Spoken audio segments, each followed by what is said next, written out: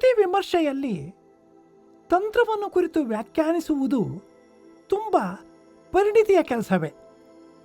ವಿಮರ್ಶಕನಾದವನು ಕೃತಿಯ ಕಟ್ಟಡವನ್ನು ಹಲವು ದಿಕ್ಕುಗಳಿಂದ ಪರಿಶೀಲಿಸಿ ಯಾವ ಬಂಧ,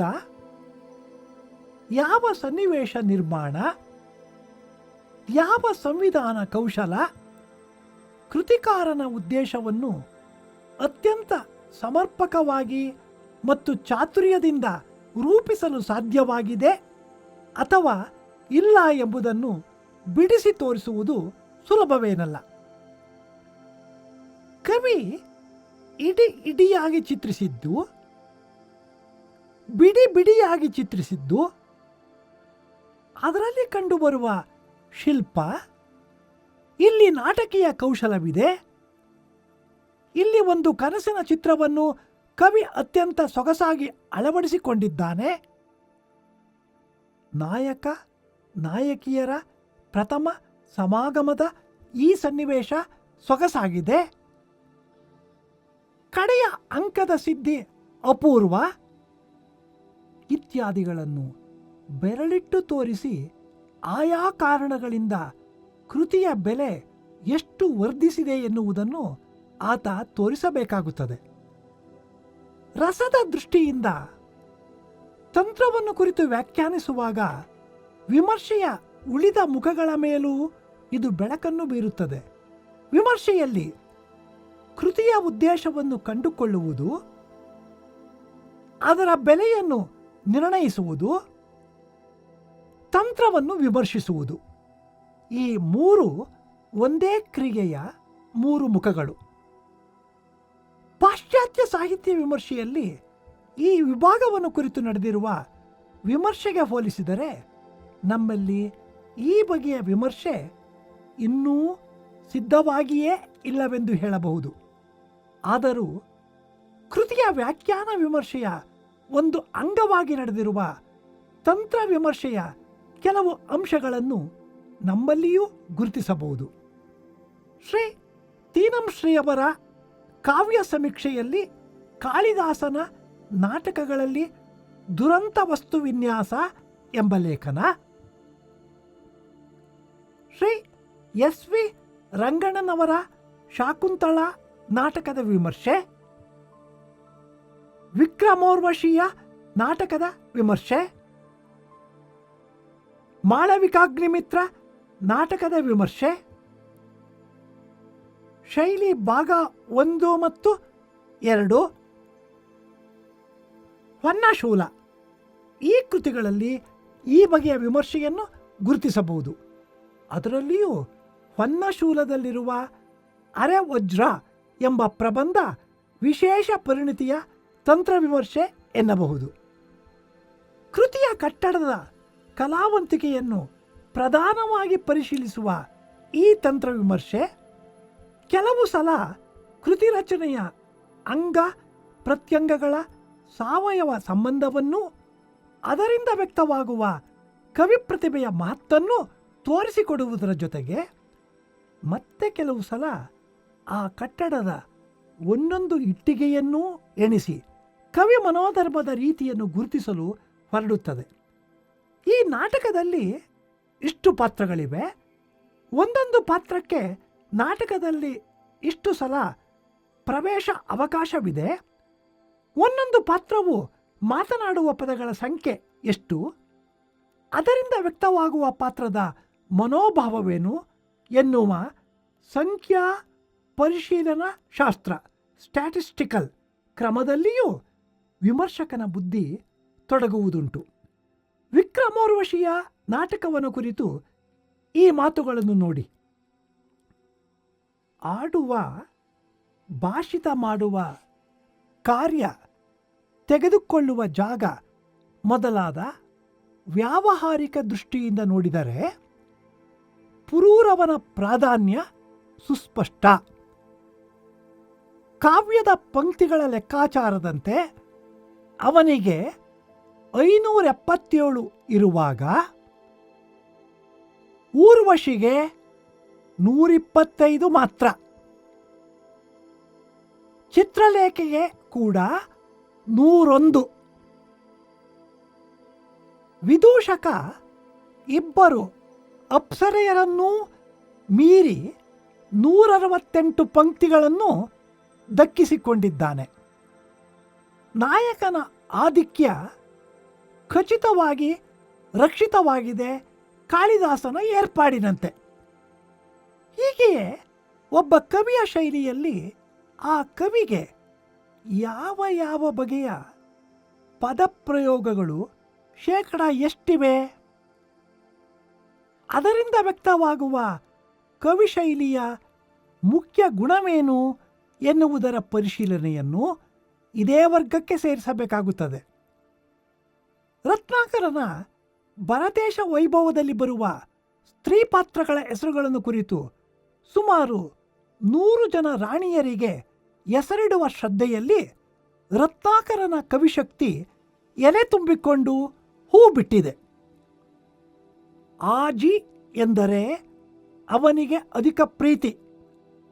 ರನ್ನಾಜಿ, ಚಿನ್ನಾಜಿ, ಸುಮನಾಜಿ, ವಿಮಲಾಜಿ, ಹೇಮಾಜಿ, ಶಾಂತಾಜಿ, ಬಾಣಾಜಿ, ಮಧು ಮಾಧವಾಜಿ, ಅಂತರಂಗಾಜಿ, ಮದನಾಜಿ, ಕುಸುಮ ಗಂಧಾಜಿ ಮುಂತಾದ 22 ನಾಮಧೇಯಗಳಿವೆ. ಹಾಗೆಯೇ 18 ದೇವಿಗಳುಂಟು. ಸುರದೇವಿ, ಶ್ರೀದೇವಿ, ವೀಣಾದೇವಿ, ಮೋಹಿನಿ ದೇವಿ, ಕುಂಕುಮದೇವಿ, ಸುದೇವಿ, ಬಾಣದೇವಿ, ಚಂದ್ರಿಕಾದೇವಿ ಇತ್ಯಾದಿ. 3ನೆಯ ಸ್ಥಾನ ವತಿಗಳಿಗೆ. ಚಿತ್ರವತಿ, ಶೃಂಗಾರವತಿ ಮೊದಲಾದ ಮಹಿಳೆಯರ ಸಂಖ್ಯೆ 15. ಗಂಗಾಣಿ, ಮಂದ್ರಾಣಿ, ಪುಷ್ಪಾಣಿ ಮುಂತಾದ ಆಣಿಗಳು 4ನೆಯ ಗುಂಪು.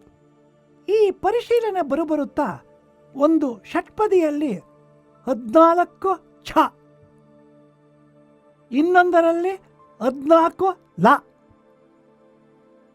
ಒಂದರಲ್ಲಿ 29 ತ, ಇನ್ನೊಂದರಲ್ಲಿ 26, ಮತ್ತೊಂದರಲ್ಲಿ 13 ರವ, ಮಗದೊಂದರಲ್ಲಿ 15 ಮಯ ಮುಂತಾದ ವರ್ಣ ಪಿತ್ತ ವಿಕಾರವನ್ನು ಅಲ್ಲಲ್ಲಿ ಕಾಣಬಹುದು ಎಂಬ ದಾರಿಯಲ್ಲಿ ಸಾಗುತ್ತದೆ. ಈ ಸಂಖ್ಯಾ ಪರಿಶೀಲನಾ ಕ್ರಮದಲ್ಲಿ ತಕ್ಕಮಟ್ಟಿಗೆ ಸ್ವಾರಸ್ಯ ಹಾಗೂ ಪ್ರಯೋಜನ ಉಂಟೆಂದು ಒಪ್ಪಿಕೊಂಡರೂ ಅದನ್ನು ಎಷ್ಟು ದೂರ ಒಯ್ಯಬಹುದು ಎನ್ನುವ ವಿವೇಚನೆ ತಕ್ಕಷ್ಟಿರಬೇಕಾಗುತ್ತದೆ. ಒಂದೊಂದು ಸಲ ಇದು ಕೇವಲ ಶುಷ್ಕ ತರ್ಕದ ಮಟ್ಟಕ್ಕೂ ಇಳಿಯಬಹುದು. ಸ್ವರಗಳ ಮೇಲೆ, ಅದರಲ್ಲೂ ದೀರ್ಘ ಸ್ವರಗಳ ಮೇಲೆ ಯಾವ ಕವಿಗೆ ನೈಜವೂ ಅನಾಯಾಸವೂ ಪರಿಣಾಮಕರವೂ ಆದ ಆಧಿಪತ್ಯವಿದೆಯೋ ಅವನೇ ಕವಿಶ್ರೇಷ್ಠ ಎಂಬ ಒಂದು ಸಿದ್ಧಾಂತವನ್ನಿರಿಸಿಕೊಂಡು ವಿಕ್ರಮೋರ್ವಶಿಯ ನಾಟಕದ ನಾಂದಿ ಪದ್ಯದ ರಚನೆಯನ್ನು ವ್ಯಾಖ್ಯಾನಿಸಿರುವ ಈ ರೀತಿಯನ್ನು ನೋಡಿ. ಇಲ್ಲಿನ ವೃತ್ತದಲ್ಲಿ ಕಾಣಿಸುವ ಸ್ವರಗಳ ಅಸ್ಥಿಪಂಜರವನ್ನು ನೋಡಿ. ಎ, ಆ, ಎ, ಎ, ಆ, ಎ, ಆ, ಓ, ಈ, ಒ, ಆ, ಆ, ಆ, ಓ, ಎ, ಆ. ಆಕಾರ ವಿಸ್ತಾರವನ್ನು, ಗಾಂಭೀರ್ಯವನ್ನು ಸೂಚಿಸುವ ಸಂಜ್ಞೆ. ಸಂಸ್ಕೃತಕ್ಕೆ ಒಗ್ಗಿ ಬಂದದ್ದು. ಅನೇಕ ಕಡೆ ಅದರ ಅತಿಶಯ ವರ್ಷದಿಂದ ಆಗುವುದು ಉಂಟು ಸಂತ್ರಾಸ. ಈಕಾರ ಆಳಕ್ಕೂ ಪ್ರೀತಿಗೂ ಚಿಂತೆಗೂ ಒದಗುವ ಉಪಕರಣ. ಓಕಾರದಲ್ಲಿ ವಿರೋಧ ಲಕ್ಷಣಗಳ ಮಿಶ್ರಣವಿದೆ ಎಂದು ಹೇಳಬೇಕು. ಧೈರ್ಯವನ್ನು, ಶೋಕವನ್ನು, ವೈಶಾಲ್ಯವನ್ನು, ಸಂಕೋಚವನ್ನು, ನಿರ್ಧಾರವನ್ನು, ಸಂದೇಹವನ್ನು ಪ್ರಸಂಗಕ್ಕೆ ಯುಕ್ತವಾಗಿ ಸಮರ್ಥಿಸಬಲ್ಲುದು ಅದು. ಆತ್ಮಪ್ರತ್ಯಯದ ಏರಿಕೆಯ ಸ್ವರವೆಂದರೆ ಏಕಾರ.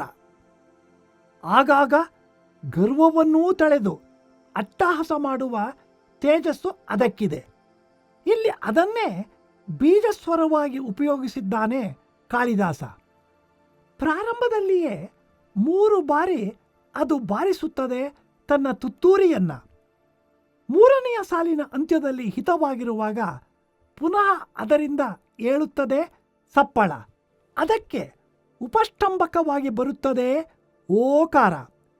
ಹೀಗೆ ವಿಕ್ರಮೋರ್ವಶೀಯದ ರೂಪುರಂಗನ್ನು ಕೊಂಚ ಮಟ್ಟಿಗೆ ಅದರ ಆದಿಪದ್ಯದಲ್ಲಿಯೇ ಅವಲೋಕಿಸಬಹುದು.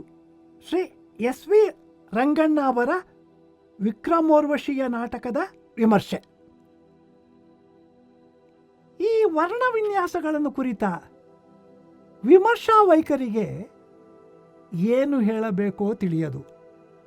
ವಿಮರ್ಶಕರು ಒಂದೊಂದು ಅಕ್ಷರದ ಮಹಿಮೆಯನ್ನು ಕುರಿತು ಮಾಡುವ ಈ ವಿವರಣೆ ಎಷ್ಟು ಸಾಧುವು. ಅದರಲ್ಲಿಯೂ ದೀರ್ಘಸ್ವರಗಳ ಮೇಲೆ ಯಾವ ಕವಿಗೆ ನೈಜವೂ ಅನಾಯಾಸವೂ ಪರಿಣಾಮಕರವೂ ಆದ ಆಧಿಪತ್ಯವಿದೆಯೋ ಅವನೇ ಕವಿಶ್ರೇಷ್ಠ ಎನ್ನುವ ಸಿದ್ಧಾಂತ ಎಷ್ಟು ಸಮರ್ಪಕ.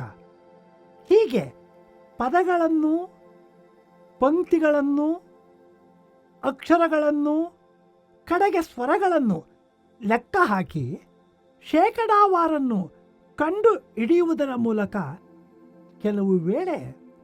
ಕೆಲವು ಕಡೆ ಕವಿ ಮನೋಗತಿಯನ್ನು ಕಂಡುಕೊಳ್ಳುವುದು ಕೊಂಚ ಸಾಧ್ಯವಾಗಬಹುದಾದರೂ ಈ ವಿಧಾನದ ಎಲ್ಲ ಪ್ರಯತ್ನಗಳು ಸಾಧುವೆಂದಾಗಲಿ ಸಮರ್ಪಕವೆಂದಾಗಲಿ ಭಾವಿಸಿ ವಿಮರ್ಶಕ ಹೊರಟರೆ ಅಲ್ಲಿ ಸಹೃದಯರಿಗೆ ಲಭಿಸುವುದು ಕೃತಿಯ ಮಹಿಮಾ ದರ್ಶನವಲ್ಲ, ವಿಮರ್ಶಕರ ಚಮತ್ಕಾರ ಪ್ರದರ್ಶನ ಮಾತ್ರ ಎಂಬುದನ್ನು ಮರೆಯಬಾರದು.